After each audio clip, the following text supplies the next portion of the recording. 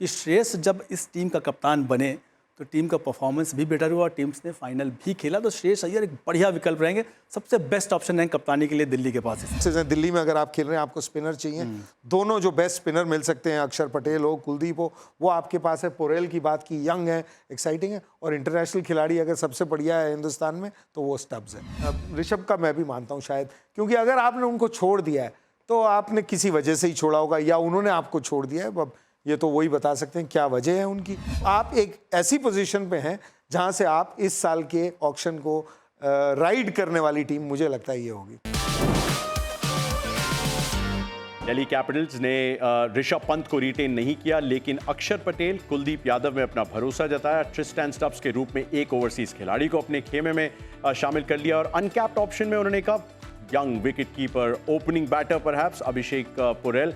तो 4 रिटेंशंस हैं, यानी कि 2 आरटीएम के ऑप्शंस मौजूद हैं। आरपी भाई, 73 करोड़, मतलब ये तो लगभग आरसीबी टेरिटरी में ऑपरेट कर रहे हैं, लेकिन काफ़ी सारे खिलाड़ियों को इन्हें ढूंढना है, तलाश करनी है। बिल्कुल, इनके पास अगर बैटिंग के रूप में देखा जाए, जो इस्टेब्लिश बैट्समैन में कहा जाए, उसमें एक फॉरेन बैट्समैन ट्रिस्टन स्टब्स हैं।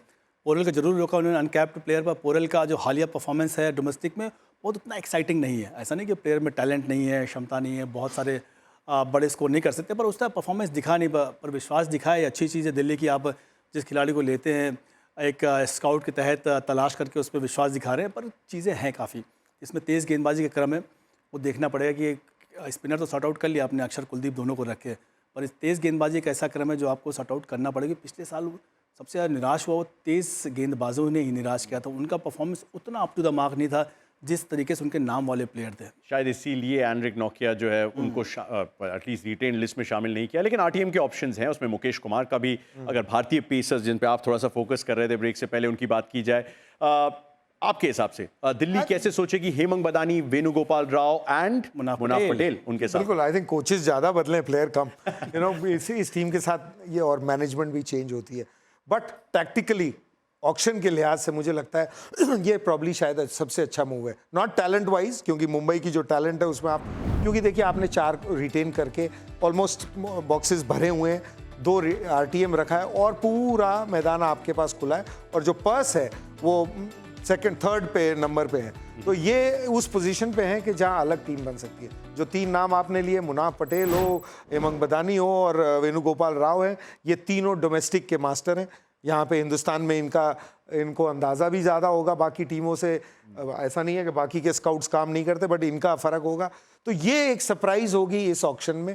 ये पहली बार ऐसा एक लेवल ऑफ थिंकिंग डिफरेंट होता है, ऊपर नीचे की बात नहीं कर रहा, जो अलग थिंकिंग से आए हैं, 2 आरटीएम लेके आए हैं, इतना बड़ा पर्स लेके आए हैं, और जो मेन बॉक्सेस हैं दिल्ली में अगर आप खेल रहे हैं, आपको स्पिनर चाहिए, दोनों जो बेस्ट स्पिनर मिल सकते हैं, अक्षर पटेल हो, कुलदीप हो, वो आपके पास है। पोरेल की बात की, यंग है, एक्साइटिंग है, और इंटरनेशनल खिलाड़ी अगर सबसे बढ़िया है हिंदुस्तान में तो वो स्टब्स है।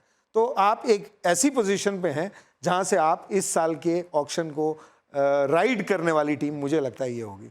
जब स्काउटिंग की बात हुई तो विजय भारद्वाज भी इस खेमे का हिस्सा हैं, आरपी भाई। लेकिन कप्तानी ऑब्वियसली एक बहुत बड़ा एस्पेक्ट उनके लिए। ऋषभ पंत के बारे में क्या फिर से सोच सकते हैं वो? और अगर आप दिल्ली के खेमे में बैठे हैं तो आप कौन से ऐसे एरियाज हैं जिन पे फोकस कर? कप्तानी सबसे बड़ा एरिया, या तो आप घोषित कर दें कि भाई अक्षर पटेल हमारे कप्तान होंगे, जो सबसे इसमें अनुभवी खिलाड़ी अक्षर पटेल हैं, उन्होंने इस टीम के लिए बहुत अच्छा किया, चाहे बल्लेबाजी हो चाहे गेंदबाजी। लेकिन कप्तानी ढूंढेंगे जरूर। कप्तानी के विकल्प हैं जो हम पहले भी चर्चा कर रहे थे, जो 3 कप्तान जिस पर हम लोग सोच रहे हैं, केएल राहुल, ऋषभ पंत और श्रेयस अय्यर, शायद तीनों के लिए जाएं।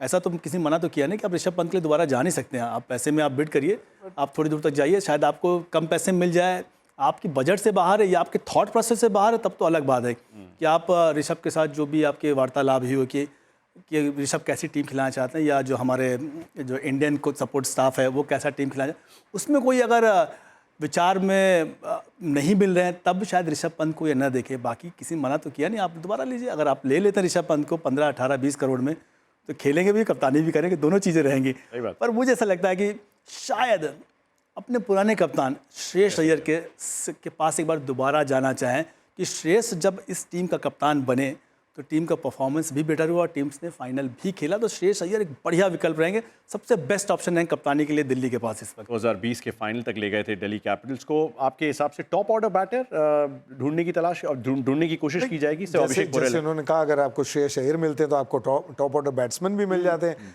कप्तान का भी सॉल्व हो जाता है, तो वो चाहिए। मकग्रेगर थे एक लास्ट ईयर जिन्होंने इस टीम को लाइट अप कर दिया था, तो क्या वो होंगे या नहीं, तो इनके पास वो चॉइसेस हैं। लेकिन ऋषभ का मैं भी मानता हूँ शायद, क्योंकि अगर आपने उनको छोड़ दिया है तो आपने किसी वजह से ही छोड़ा होगा, या उन्होंने आपको छोड़ दिया है। अब ये तो वही बता सकते हैं क्या वजह है उनकी, तो उस तरफ जाना मुश्किल है। लेकिन हाँ, इनको ज़रूरत है तो फास्ट बॉलिंग की और एक टॉप ऑर्डर बल्लेबाजी की, इंटरनेशनल हो, इंडियन हो, क्योंकि जिस तरह से टीम सेट है, अक्षर पटेल आपको 3 पे भी, 4 पे भी, 5 पे भी, 7 पे भी कर सकते हैं काम।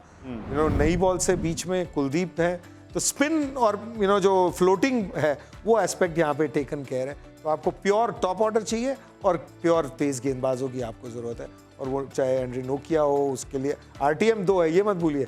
मुकेश कुमार इनके साथ थे लास्ट ईयर, तो आरटीएम का इस्तेमाल वो तेज गेंदबाजों के लिए शायद होगा इस टीम से।